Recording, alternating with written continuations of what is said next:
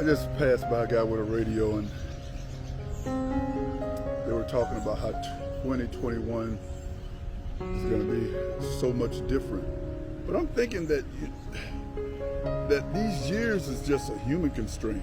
This virus, this economic, this division, and all this is not just going to all of a sudden just stop just because it's 2021. I know we have a lot of things that we blame on the year 2020, that it was this bad, it's that bad. Well, life goes up and down. In my life, I've had quite a few 2020s where everything seems to go wrong, and I can't get a holding in everything. I can't get a holding on anything, but yet we survive, yet we prevail. So just don't think just because we're hitting 2021, all of a sudden, voila, magic dust is thrown on this year and it's all over with. That's just bullshit. Just sit back, keep doing what you're doing, do it a little bit better than we have been doing it, and stay strong. But